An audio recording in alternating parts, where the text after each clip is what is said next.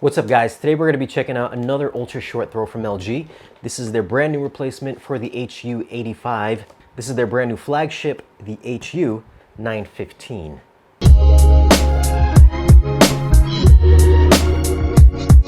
Alright, so shout out to Robert over at Value Electronics for letting us borrow this for review. Let's get it out of the box. Inside the box we get some documentation. We get the magic remote, batteries, and here we get the power cord. And here's the projector itself. Look at that, that's pretty nice. So this is actually black. Last year they had only a white version, so I'm happy to see that this is a black version. It's got a matte black finish. It's almost kind of like a charcoal-esque finish. But let's take a look around the unit. You get a built-in speaker system. There are 4 speakers in here. It's a 2.2 speaker system. 20 watts a piece for a total power of 40 watts. On the top, which will project an image up to 120 inches, well from 90 inches to 120 inches. And it does have an adjustable focus. Now behind this little trap door, this is the focus ring. So unlike some other projectors out there, which is done digitally, this one you have to do it manually. And let's swing this around and check out the back. On the back, we've got 3 HDMI 2.1 ins with support up to 24 gigabits per second, so it's not 48 gigabits per second. It does support ALLM. On this side here, we get 2 USB 2.0 inputs, an optical digital out, LAN connection, and here is the power inlet. On the bottom, we have some adjustable feet. So if you want to level it, you can screw and unscrew these. There's also mounting points here if you want to ceiling mount this. So this is also ceiling mountable as well. But size-wise, it is 26 inches wide by 5 inches tall by 14 inches deep. And it weighs 27 pounds. So it's pretty hefty. Specs-wise, it's rated to 3000 lumens, so it's pretty bright. It's got, since it is a laser projector, you'll get 20,000 hours. And this does use the 0.66 DLP chip, so it is upscaling, although it will give you 8.3 million pixels on screen for true 4K resolution. So let's go ahead, get this thing set up in the theater. I'm going to be placing the projector in my dedicated theater using an acoustically transparent Stewart film screen. It's got a gain of 0.7, so it should help a little bit with black levels since it's a negative gain. The image is 100 inches at about 3 inches from the screen. Tapping on the settings button, we'll pop open the settings bar. Here you get your picture mode, sound output, game optimizer, sleep timer, network settings, projection mode, all settings, and the edit mode, which will let you rearrange these options here. But let's go ahead, jump into the all settings, and we'll check out the first option, which is picture. Under HDR select mode, we've got either vivid, standard, cinema home, cinema, game optimizer, filmmaker mode, and brightest. And here we've got your aspect ratio settings. We've got 16:9, original 4:3 vertical zoom or 4-way zoom. If we go in 4-way zoom and you are watching a movie with black bars, you can actually go ahead and stretch out the image where you can stretch the black bars out if you wanted to. You can move the image around, expand it outwards, bring it inwards, or stretch it out diagonally. Under advanced settings, we've got the first option here, which is brightness. Under brightness, we've got a contrast slider, screen brightness, automatic dynamic contrast, which will optimize the contrast based on the image brightness. This feature supports HDR video. And then here we've got HDR tone mapping, which you can turn on or off. Gamma, which is not adjustable if you're playing HDR material. Auto black level, we've got auto, limited, or full. And the next option is brightness optimizer 2. Now this does have an adjustable iris, so if you are watching something in a bright room or dark room, you can select either one here and it'll either close down the iris or open up the iris to give it more light. So if you're watching 4K HDR material, you're probably going to want to keep this on bright room. And for adaptive contrast, this will brighten up the laser or dim it down depending on what you're watching. So brighter scenes are brighter and darker scenes are darker. And auto brightness will use the ambient sensor built into the projector to automatically adjust the brightness of the screen. Under color, we've got color depth, tint, color gamut, which we've got auto detect or native. Under fine tune, if you've got calibration gear, Then you can go ahead, go in here and adjust saturation, tint, and luminance. And for white balance, the same thing. We've got 2-point or 10-point or 22-point values. So if you do have calibration gear again, you can go in here and calibrate this to perfection if you want. For color temperature, we've got cool, medium, and warm. And under clarity, we've got sharpness, super resolution, noise reduction, MPEG noise reduction, smooth gradation, cinema screen, true motion, which we've got cinematic movement, natural, smooth movement, or user selection, which will let you adjust the de-judder. So if you want to get that soap opera effect, you can adjust the settings here to your liking. You can apply all those settings that you just made to all of the inputs, or you can just keep it to this one input. You can reset everything you just did. And you can also activate filmmaker mode automatically at the start. And the next section is sound. There are a few sound presets. We've got AI sound, standard, cinema, clear voice, sports, and music optimizer.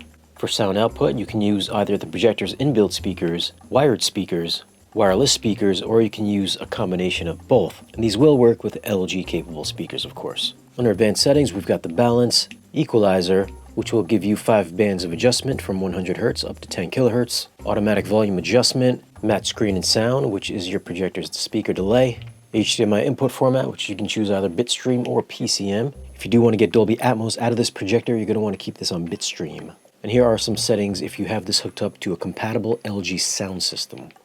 Under general, we've got AI service, the game optimizer, AI game sound, and you can also change the menu color here.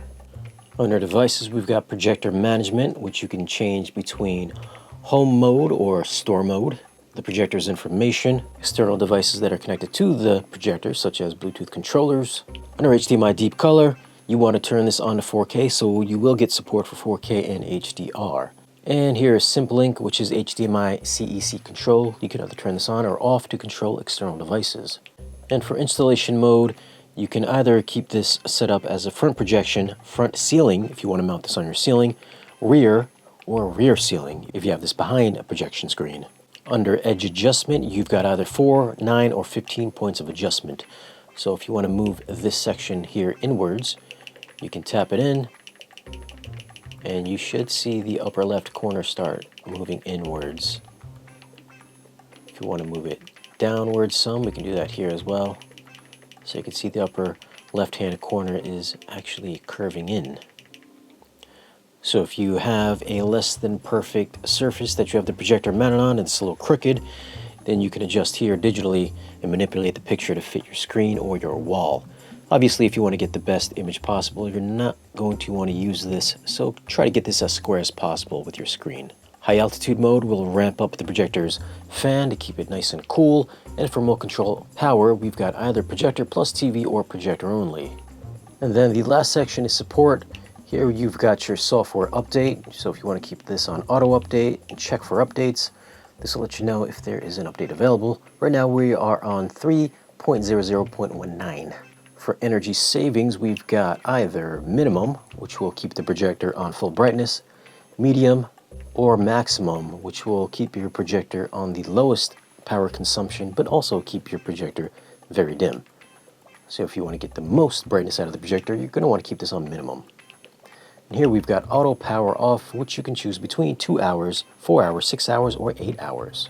We've got quick help, screen self-diagnosis, sound self-diagnosis, and privacy and terms, and that is it for these settings. Once you run through the projector setup, you'll be taken to the home screen. This is their new WebOS.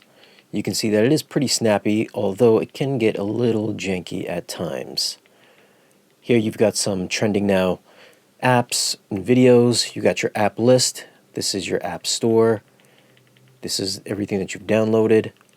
If you want, you can go ahead, access the web browser. There's a home dashboard, or you can edit this app list. Here's the home dashboard again with your inputs and some recommended apps with shows that they think you would like. But let's go ahead and check out a couple of apps that I use frequently. First off being Netflix. So if we jump into Army of the Dead, this does support 4K HDR, as you can tell in the upper right corner, that it does say 4K HDR. So we do have 4K HDR support within the apps. There are some other ultra short throws out there that do not support Netflix out of the box. Let's go ahead back out of this and jump into YouTube. So you can see here that this also supports 4K and HDR. We'll go ahead and check out the settings here within the YouTube app just to verify that. And you can see by the quality it does support 2160p, 60 frames per second in HDR. So that's pretty cool that this supports 4K HDR 60. First thing we're going to check out is how good the tone mapping is. As you can see in the comparison, whether you're playing 600 nit content or 10,000 nit content, you are definitely going to want to keep the HDR tone mapping turned on. Otherwise, you can see how everything is blown out and there is a lack of any kind of shadow detail. So from 600 nits on up to 10,000, keep the tone mapping turned on. For HDR selection mode, the first option we have here is Vivid. So if you are a Samsung fan, you're probably going to like this option. Under Standard, this kind of tones it down just a smidge. Under Cinema Home, this becomes a little bit more warmer. Cinema brings it down just a notch. Game Optimizer, we're going to skip over that. And then Filmmaker mode looks very similar to Cinema, minus all of the extra adjustments. And then if you want the absolute brightest output on this projector, you're going to want to kick it on brightest, but then this will make the overall image a lot cooler and a lot bluer. You can see how the reddish purplish background has now turned basically a light blue. And in comparison, you can see how much warmer the picture is overall. Next, let's just take a quick look at the automatic dynamic contrast. Right now we've got it set to off, and you can see pretty well the detail in the trees in the background here. You can make out each individual tree and all the leaves and everything. The skyline also is fairly bright. It's not eye-searingly bright, but it's bright enough, and every one of the clouds has some very nice contouring and gradation as well. Let's go ahead and turn on the automatic dynamic contrast. We'll set it on high. And you can see that the overall image does get brighter. The clouds tend to be slightly more washed out looking, and there is some detail now being crushed in the shadows found in the trees now, so it's a little bit harder to make out detail. It's not totally clipped, but there are a lot of the trees that were once visible now pretty hard to see. They're mostly just very black. Although the black levels here are pretty impressive for a DLP projector, maybe one of the best that I've seen so far in an ultra short throw projector, so kudos to LG for that. Although you will kind of affect the image overall if you're using the automatic dynamic contrast. Another brightness setting on the Spears and Munsell disc, you can see if I raise it all the way up, you can only see bars 2% and 4%, but anything below that, you can't make anything else out. So at its default at 50%, it seems to be at the correct brightness value. So you can barely make out the 2% here. For these dark scenes, shadow detail is very good as well. There's actual detail in the windows here without them being all blown out, and you can even make out the outline of the piano. I've had quite a few cheaper USTs in here that struggle with these types of darker scenes. As for the black levels themselves, like the letterbox bars, they skew more on the dark grayer side, so they're not OLED black or even JVC black. But I think it's for sure one of the better ultra short throws for black levels. Now if you do want to use the auto dynamic contrast, you can see how blown out the image becomes when it's on high, but on low it doesn't seem to affect the image all that much. If you're going to use this with the lights on, then I can see this really making things easier to see during the daytime. It throws a super sharp image, so you can see how crisp Aquaman's face is here. Although it not being native 4K, I do find that if you're watching movies with film grain, it doesn't resolve the grain as good as a native 4K projector, so the grain texture is a little softer. I guess if you're someone that doesn't like film grain, then this is a pretty good thing. With bright movies, this will throw out a very punchy image, and specular highlights do look great. Up close, I didn't notice any pixel structure or screen door effect, so that is a positive, but there is one thing that may bother some folks. As you can see during this fade to black, even with smooth gradation turned on, there's very noticeable banding. I've tried this on the other projectors that I've got on hand, and it's not an issue. I've even tried changing different settings, but the banding is still there. Focus uniformity looked even across the board with some very slight chromatic aberration. I've seen worse USTs, but I think this might be the best and cleanest of the bunch. You know all those things they were saying about me after. Just want to make sure you know I loved her. Yeah. We loved each other. If I ever made it seem like that wasn't the case, then I'm sorry. I got it. It's okay. You do? You did what you had to do. She was one of them. It's fine. Okay? Wait. You think that's why I haven't been talking to you all these years? Well, seemed like that. At the time of this video, the HU915 QB is $6,500. Two major improvements that I've noticed about this over the HU85 was that low-pitched whine that you'd hear on the 85 is now gone on the 915. The 915 is totally quiet. The 85 also had this slight bluish tint to it that's now gone with the 915, so these colors here look more natural. Oh, and it even comes in black this time, so if you want to use this in a dedicated theater space, it's going to be less noticeable in the dark. I am a little concerned about that banding issue, so I'm hoping that maybe it's just my sample or maybe it can be addressed with a firmware update. Another thing worth mentioning is if you are sensitive to the rainbow effect and you saw it on the 85, you'll probably see it here as well. All that said, I think this is a nice upgrade over the older model. If you're a casual gamer, I think you'll find the response just fine, but if you're a really competitive player, then this might not do it for you. The built-in speakers get plenty loud if you're not going to hook it up to a surround system, and it's a fairly quiet projector as well.